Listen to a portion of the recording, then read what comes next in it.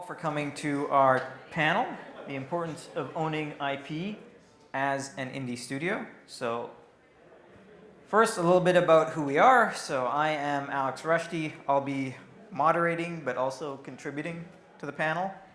I've been at 13am Games for 10 years. And we have released, I guess our most recent game is Dawn of the Monsters, and our first game was Runbow, back in the days of the Wii U, for those who remember that. The one fan. One person, woo! I also worked on Runbow, so I can make that joke. Yeah, and so I'm CEO at 13am Games. I also do sometimes design, creative direction. Wear a lot of hats. We're a small team. And we're based here in Toronto. I am Dave Proctor. I run Mighty L Studios. I started my career starting 13am Games with Alex. And we made a game called The Big Con, which is now available on all platforms. A VR game called A Night in the Attic. And we just announced our third title, All Systems Dance. You can wishlist it while we're doing this panel about owning your own IP. Thank you. We need all the help we can get. And so do you. Over to you, Dan. Thanks, guys. Nice to be here with you guys. I'm Daniel Posner. I run Finish Line Games. This is my second studio. So my first studio will come up in the talk here. Pseudo Interactive. So my first game was Cell Damage at Pseudo. My first game at Finish Line Games was Cell Damage, and I'm in the middle of Robots at Midnight. You can see it on the show floor. Definitely go wishlist it. That was a good line. Yeah. You're welcome. I feel like I'm the only person who didn't wear a branded shirt. I feel like an idiot. Yeah, you screwed up. It's about IP. Yeah, first thing about IP is represent your brand. So a little bit about IP, because I don't know how indie some people might be here or how familiar people are with managing intellectual property. I think when people first mention intellectual property, what comes to mind immediately, at least for me, is like brands like Sonic and Pokemon and all that kind of stuff.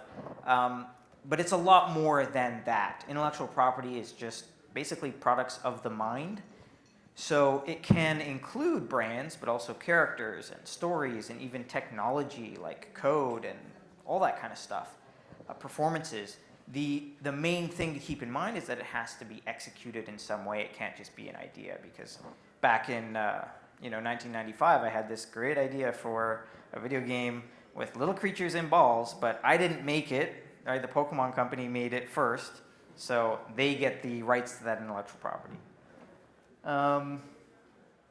Yeah, anything else about? You should sue Pokemon and. That's another panel. We will not be talking about how to develop IP and how to make IP. That's kind of, your folks' job, pretty much. And a very nuanced, there are some people that are like, this is how to develop a deep and, long-lasting, powerful IP, and that's just nonsense. You just make something good and execute on it, and it's up to you for the specific thing that you're making to make it a good IP, right? But we will talk about the other stuff that comes from owning it. Yeah. So a little example here about kind of the difference between owning and exploiting intellectual property. So if we look at this beautiful diagram, we've got Disney, who owns the rights to the Star Wars intellectual property. So they own a claim to everything related to Star Wars, characters, music, art, logos, branding, whatever it is. And so a company like Electronic Arts, they purchased a license from Disney to the Star Wars intellectual property, and then they can take that license and they can exploit it by, they've got multiple development studios that can then develop products in the Star Wars intellectual property. So ultimately, anything Star Wars is still, depends on the structuring of the deal, but is still owned by the licensor, in this case Disney.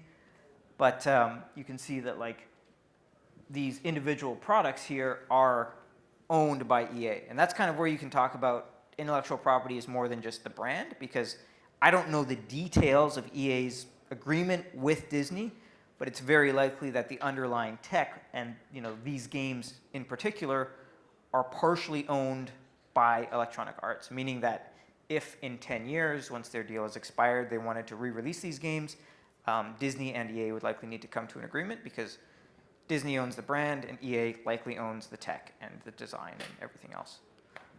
If you look at that diagram there, you are Disney, right? And your game is Star Wars. And the interesting thing about what you do with your IP is kind of who EA is in that example. Yeah, it's like other lines could be, like here, we're not lawyers, but like they're carving out probably the gaming space in the exploitation agreement, in that license agreement, but obviously the films and other media are not given to Electronic Arts in this example. We're just using an example. We don't know the nuance of it. Yeah. Yeah. Hasbro might make toys. Bingo. Yeah. Exactly. Yeah. Yeah. Like. Yeah. And to make it a little more, relatable in terms of us here, so we've got kind of the three pillars. You've got the game developer, that's us. Totally. Right? Yeah. Check out these guys. That's actually a photo of me working on Dawn of the Monsters. He looks good. And then we've got the game, and we've got the game publisher. And there's so many different ways to slice this relationship. There's so many different ways to do it. So for example, let's say that you're a developer and you have made your game. You funded it somehow. Maybe it's through Ontario Creates. Maybe you just self-funded it. Maybe you just worked on it in your spare time. You have your game, and that game is intellectual property. And all the parts of it are different pieces of intellectual property. So that comes in as your IP. And so maybe you want to work with a publisher to help you with marketing or localization or any of those services that they might offer. So you can come to an agreement with them where you just maintain your publishing rights and the rights to your IP, and they just offer you those services. Or maybe you come to them with an agreement where they publish it and they release it, you still own the IP, and they just get a cut out of every sale. Or maybe they want to buy that IP from you, Or maybe they want to purchase the rights to that intellectual property for an amount of time and maintain exclusivity or maintain the right to exploit it in different ways, like we get rights on sequels or whatever. Like this relationship between the three parties can be managed in a lot of ways, and it depends on your relationship to your IP and what you want to do with it. But it gives you kind of a bargaining chip in those deals. I'm so disappointed this not a real thing. What, Gun Wolf Quest for the Wolf Gun? Yeah. We can talk about that later. Yeah, we can talk about the publishing rights for that. It has been executed on. We don't have to make this about that. You said how deep do we want to go? I mean, let's drill down into some of our. Or should we do it during the case? That's what I mean. We do Yeah. have the case studies, but We didn't rehearse this. yeah.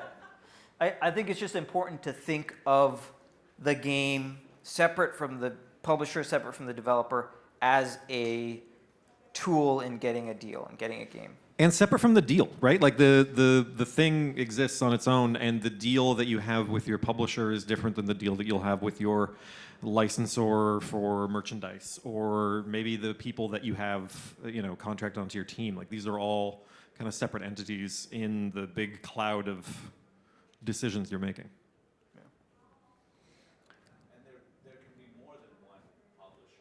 And there can be more than one publisher. He is a lawyer, so that is a good thing. What he's saying is correct. Yeah, and you can split it up by there can be platforms, there can be regions, there can be so many different possibilities there. It's possible that some of this is yeah, we know, right? But it's really important to think about what you're creating as I think you just used the word tool or sort of a component to these other parts of the deals. It is not just that you are making a game. You're making something that has an actual legal definition and weight in a way that other things that you might create on the day-to-day would not. Yeah. So, I mean, the benefits of owning your own IP are in some ways self-explanatory, but I think it's worth talking about. I mean, obviously, if you own your IP, you get final say on anything that happens with that piece of intellectual property. You maintain creative control over it. in a legal sense, right? So it's not even just like, hey, it's in the contract. It says that you guys will get final say. It's assumed because it's your piece of property. You also get the ability to exploit it. So like if you have if you've made Gunwolf Quest for the Wolf Gun and you've got a publishing deal, but like if you own that intellectual property, you can be like, okay, well, I'm going to go around, I'm going to make Gunwolf toys and Gunwolf shirts, and I'm going to option it for a movie and all that stuff. And that's just fully owned by you. There's no one else in it. Say less, take my money. Right? So we got one sale for I think Gunwolf I think we got an investor here. so far. And then you can also use those other avenues to generate more cash flow and more revenue. So, not that I necessarily recommend it, but you could theoretically, we have in the past made merchandise before a game launches and generated revenue from merchandise, which then went into the game, which is, again, Done it too. yeah, it's a weird idea, but it's an idea that you can do because you own the IP. And then, of course, any kind of licensing business. Yeah. Yeah, well, something I would add, I'm assuming you guys want to like monetize your IP, because if you just create an IP and like snuggle with it at night but don't do anything with it, the Like Gunwolf. benefit is you can like, look in the mirror and say, I'm a genius and I made this idea in my head, but if you don't do anything with it, then like that's probably beyond the scope of this talk. Yeah, I think there's the cool thing about video games is that like I personally believe that the video game is not complete until like it is played by another human being. Like that's the experience of the game. That's what makes the game done, is when another person plays it. We can disagree on that. That's fine, but that is an opportunity by which you can build a business, by which you can build the sort of foundations of what makes you make another game. I just sounds like we're Yeah, but it kind of spans between like the IP itself Yeah. and like the art form. yeah. But they are kind of intermingled. Yeah. Yeah. And, something that I don't mention in the later case study, but I think is interesting, is something that Dave and I did when we were working on Rumbo together, is we didn't just take advantage of the fact that we owned the Rumbo IP in its entirety. We took advantage of the fact that we knew a bunch of other indie developers who also owned their IP in their entirety. And we talked to, I think it was like 15 different developers, and we're just like, hey, we want your character from your indie game in our indie game. We're not going to pay you money. You don't have to pay us money. We're just going to do it, write up a contract, because we all have the authority to write this contract, and we think it's a win-win situation. So you can, it's not even direct monetization, but it's a way that you can play with IP, because there are times if you license IP to someone, or if you license IP from someone, they might be like, you can't cross those streams. Like if I make a Batman game, even though I might have a friend at Marvel who I know I could talk to and get the license for Spider-Man, DC is going to be like, you can't put Spider-Man in a game that we have Batman in. Like, that's not going to happen. Doesn't matter if you think it's going to make money. There are rules you got to play by, right? Yeah, 17 Runbow characters at the end. Sorry. No, 19.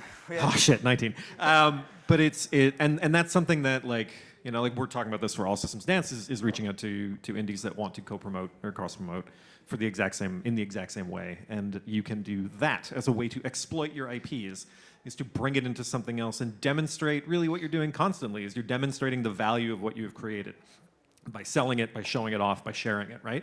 That is your, I mean, I don't want to say duty because whatever, live your life, but like you have this thing and it is your biggest tool to getting your name out there and your game out there.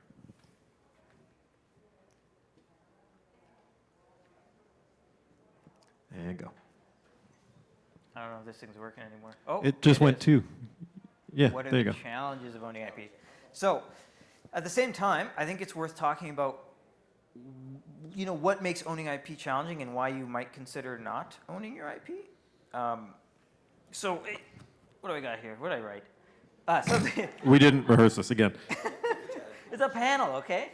The workload is higher. If you're responsible for your IP, you're responsible for all aspects of it, and your publisher is not going to be. Gotta wear all necessarily those responsible. hats. You got to wear all those hats and manage it, and you're financially responsible for the health of the IP. So, if you and I think we've seen this with lots of properties that we probably know, where the groups that own the intellectual property don't have the means or the know-how or the resources to meaningfully exploit the intellectual property.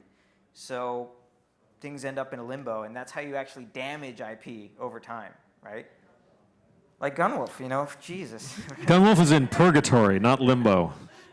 But I mean, whether it's games or TV shows that we may have watched when we were kids that like, hey, they never re-released it, they never did anything with it, and the company just forgot about it, over time, that's actually devaluing that IP, where no one's going to want to license that for a premium rate because they're like, hey, have you aired this television show in 30 years?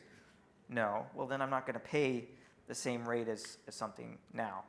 So you're responsible for that. I know this is true for trademark. You must. We can talk to the lawyer after. It is your responsibility to protect your trademark. If somebody acts on your trademark, you must follow up on it. I don't know if there's necessarily the similar legal responsibility for your IP, right? I'm getting a shaken head from the lawyer. Thank you, Emmanuel.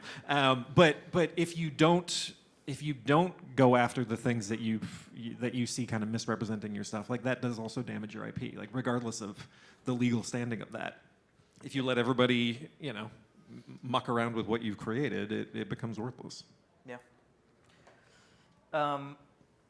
Revenue splits will be less in your favor. I think I get into this a bit when talking about publishing deals, is what it's talking about. So the idea is, if you're working with a publisher and you decide part of the deal terms is I keep the IP, well then, depending on how much is being invested and a whole bunch of other factors, like that's part of the deal. They're like, okay, if you're keeping the IP, then I need to make more money up front because I'm not going to be able to exploit the IP afterwards, if that makes sense. So when you keep the IP, you're kind of, in a way, paying for it. You have to kind of get that into your head if you're dealing with a publisher, is if the IP is one of the things being discussed, if they want to purchase it and include that in the deal, there will be a monetary exchange for it. If you instead insist, no, we're going to keep the IP, in some way, whether roundabout or not, you are paying for that. And if you aren't careful about it, if you don't have the intention to then continue to exploit that IP, why are you paying for it? Well, what's the purpose? Is it just so that you can say you own it? If you don't have the means to do anything with it, you're losing money. In some ways, it is riskier because of the reasons that I mentioned before. Like if you can't do things with it, and also if you are owning the IP, any partners you work with are not going to be, let's just say, as excited about putting their heart and soul and everything in their pocket into monetizing that IP and advertising it, right? I like to believe that any publisher is going to do their best, but the truth is, a publisher, if they have a vested interest in the intellectual property, they're going to put way more behind it than if they don't. There's something else too, like that maybe is not super covered right now on the slide, is that it's hard to build IP. It's hard, again, why we're not doing a panel on it right now, but it's difficult to make something new. Once you've made something, it's a little bit more easy to manage, but you can make a new IP, you can make a new tech stack, and you can make a new sort of game design, and if you do all three of those things, you're gonna be working on a game for 10 years. So, like creating something new and making it make sense for you and for future installments and stuff like that is challenging.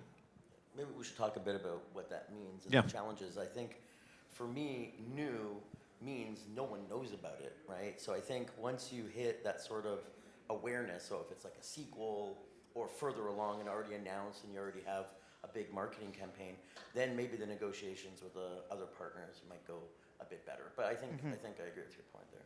Yeah, and I think it's interesting as well because you're, I think, of the three of us, the one who has worked on both sides in terms of working with someone else's IP, selling IP, maintaining your own IP. If you have anything you want to share about that. Sure. I mean, I could skip the IP one and just talk about so we worked on so in 2004 we worked on this crash demo tech for XNA, thank you, which turned into the Xbox 360, and out of that became our deal with Sega. But back in those days, so they fully funded the development of the Full Auto series, which launched on the 360 and the PS3. In those days, they took the IP. I mean, we of course owned the tech. It was proprietary tech, so we didn't give that up because it was our lifeline for future games. But yeah, they did take it. So back then it was, I guess my case study will be a counterpoint to this, but it's funny. When they're putting pretty much all the money on the table, back then they basically took a lot of it was trendy to take IP, and I think it's trendy to not take IP now, like the actual intellectual property. I think that trend is Creative. changing a little bit. Like I'm seeing a lot of publishers being like, "Would you be interested in selling the IP?" And I'm like, Okay. "No." We should avoid those publishers. We should avoid those publishers. I mean, I don't know, unless maybe unless, Unless they're you paying don't good want to, money, yeah. unless they're paying good money for it, right? Because That's true, yeah. you know, if you're a small team and you don't want to, you know, take that time, someone who buys your IP might be able to take it and actually talk to someone at Netflix and make a TV show out of it. I don't know, right? Like, Yeah. that's not something that I could probably do, but I think you said something that I just want to call back. I think is such a valuable thing for everyone to remember is like remember that you paid for it, right? If you're holding on to it, you lost something for that. So what are you going to do with that? Or do you not want to lose that money, right? Or time or whatever. Time is money. So It's it not- is about the vision for the long-term plan. That is Yes. important, yeah. and that's why the talks, the importance of owning IP, not necessarily like you have to own IP. I want to make that clear is I'm not opposed to the idea of selling your intellectual property, and I know sometimes it's met with a lot of negativity. I don't think that is always the case, as long as the deal is fair and reasonable. Yeah, fair and right? good for you. That's, yeah, let's, Yeah, let's that's do totally it. fine. Gunwolf for $38. $38. Do I hear 40? 39. That's not 40. A lot of this is talking about what we were discussing earlier, but We're it just also, flowing so organically, I feel, you know. It is, It's it just is. going so well. but it does mention an important case of a developer who doesn't own their IP, and I don't think any of us would consider that developer not successful as From Software, right? So From Yeah. Software, they don't own Dark Souls. They never have. And that's owned by Bandai Namco. They probably have an ironclad deal to make sure they work on every Dark Souls game ever. Well, I right? think whether or not they had a deal, I'm sure that Bandai Namco understands if we do a Dark Souls game that's not made by FromSoft, that's almost part of the IP itself. That's It's almost the part damaging of the value. of our own IP by working with somebody else. Yeah. So even when they decided, hey, we're going to make an entirely new game that's a new IP in Elden Ring, FromSoft probably could have bought the IP in some way, but they were like, oh, we'll let Bandai handle it because they're going to handle the parts of making this franchise that they're good at and that we don't want to do. And then FromSoft just has to make the game, and they don't have to do anything else, right? Imagine. They can probably make anything on their own Yeah. right now, and it'll do okay. Yeah, well, and that's the power of like, is your IP what's important to your studio, or is your studio your IP, right?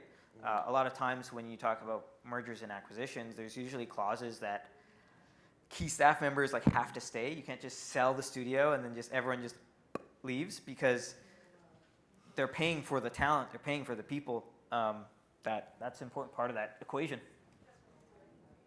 That seems to be like a running trend anyway. Like, Well, the running trend now is to buy the studio, have them release a successful game, and then can them. And then can all of them, yeah. Yeah. Oh, really? This is moving. We're just breezing through.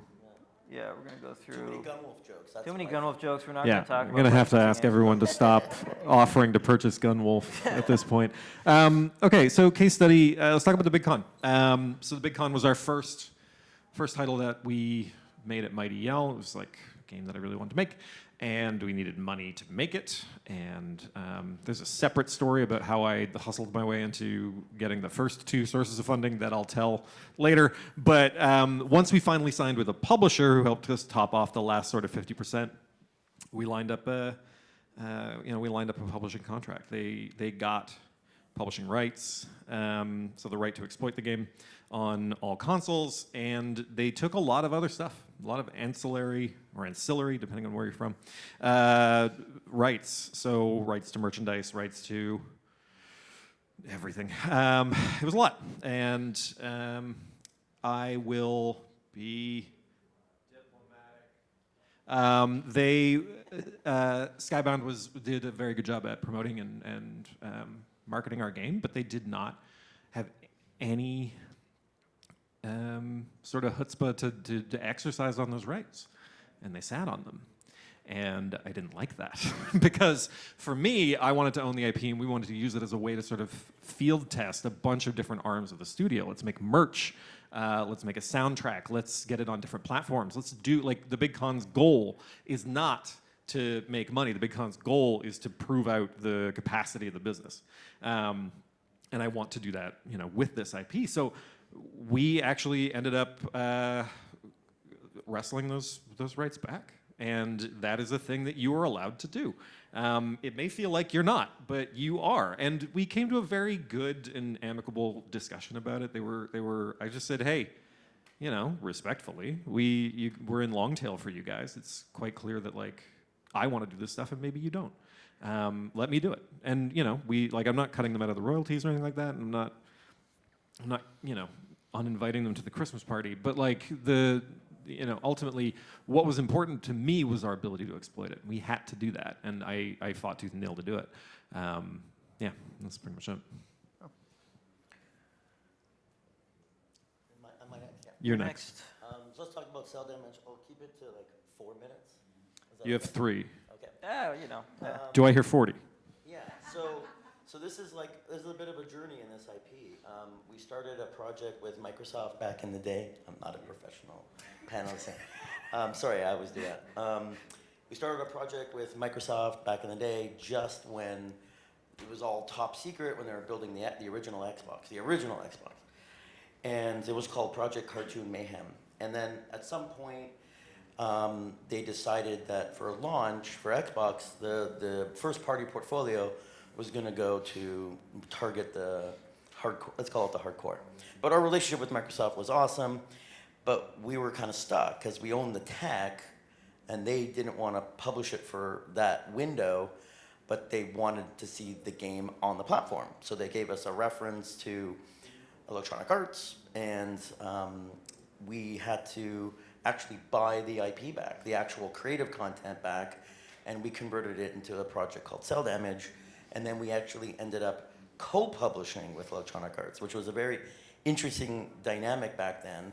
They had a division called EA Partners, or EAP at the time, and we had the funds, we had stockpiled some cash from our Microsoft deal, so we were able to just self-fund the whole rest of development all the way to launch and launch it as a co-publishing with EA.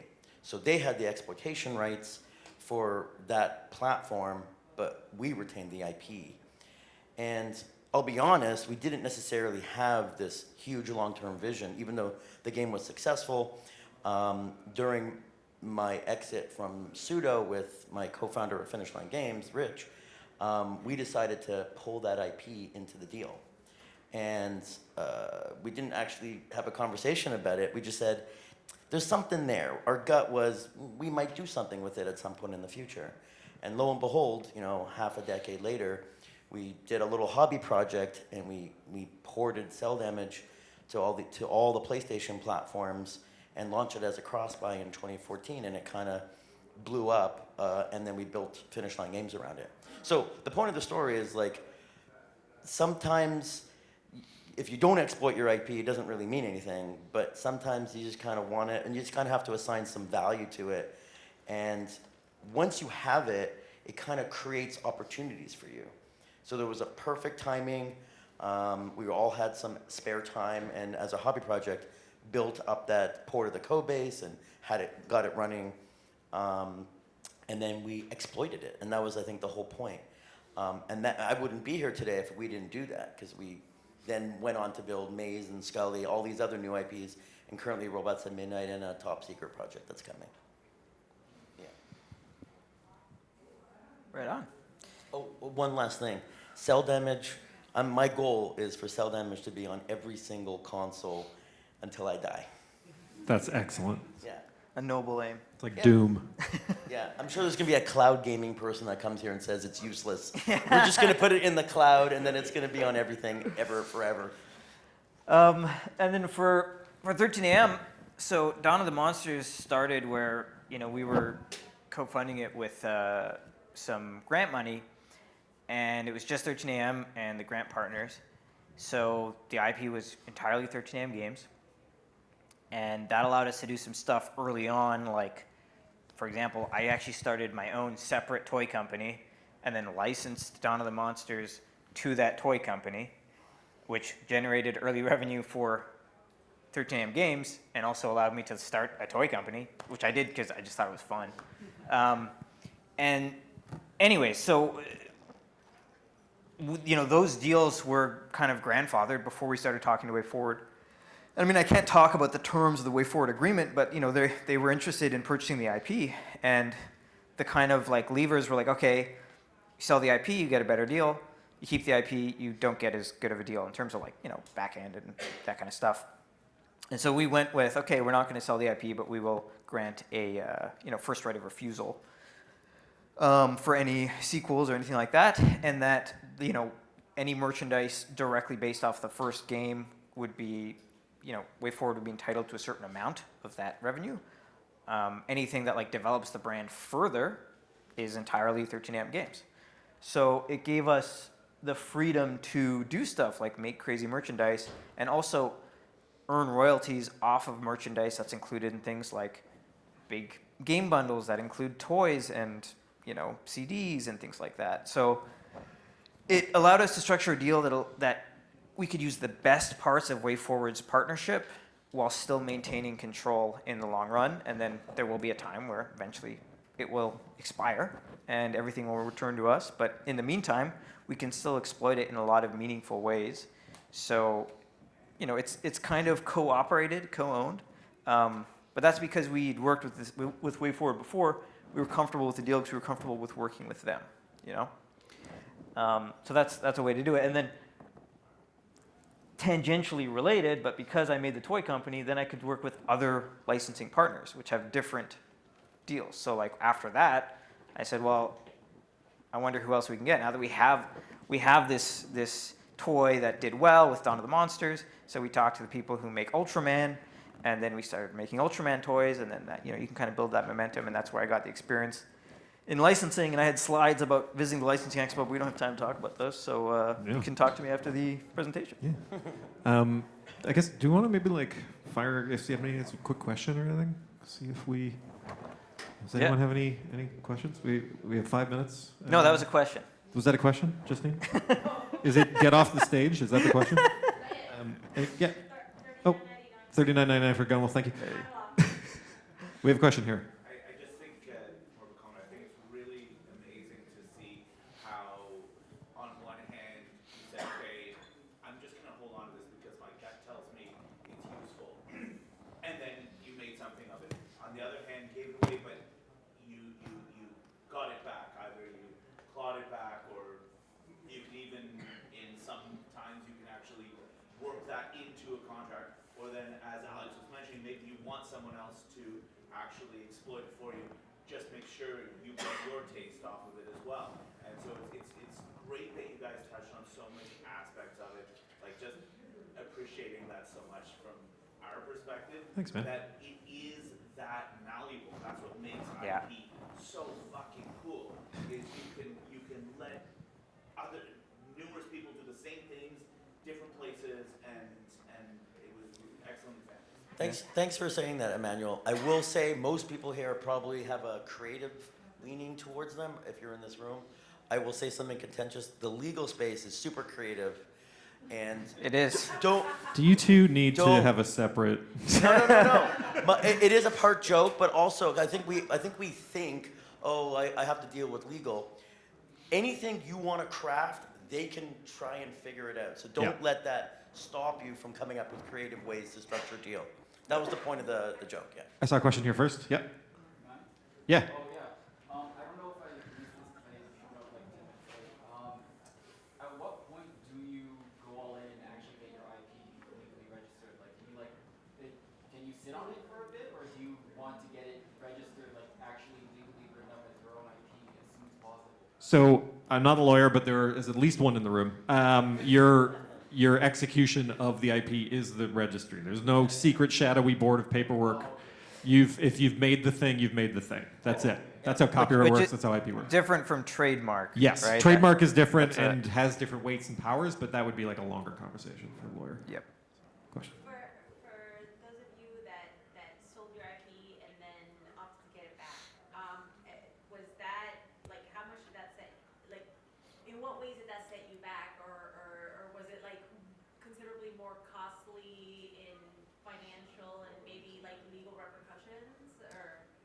for myself, like the hardest part about it was a very reasonable legal fee. Like it's just like I didn't like I just paid my lovely lawyer to help us figure it out, and we figured it out. That's it. Like it didn't. That was the biggest. Like there's opportunity cost, of course. Like wouldn't it have been neat if all these things were being exploited the whole time? Yeah. Probably, but I have no major setback. There's something like, and if I can just springboard off of that into a small rant, like you can ask for anything. You can ask for anything whenever you are in and that is either when you're starting out a deal or when you have a deal. You can always change a contract so long as you have the time and the energy to do so. And I see a lot of people go into a publishing deal and they're like, well, I guess these are the terms. Like, it's not the terms. You can change them. You can say, actually, 50-50 isn't good. I want 70-30. And then they can come back and say 60-40, but we own the IP, et cetera, right? Like, there's so many different things that you can do. I have no, there is no what might have been. So I am okay with how it turned out. But like as long as you're willing to stand up for that thing that you want, then I don't look at it as a setback. It's just now I can do whatever the hell I want. Right? Yeah, I mean, that's probably the best point. The setback sounds like, oh, I have to spend money on it, right? Like I'm set back on the cash. You just every situation is unique, so you have to evaluate. So for my example, if we didn't do that, the opportunity lost of shipping, we would have to start from scratch.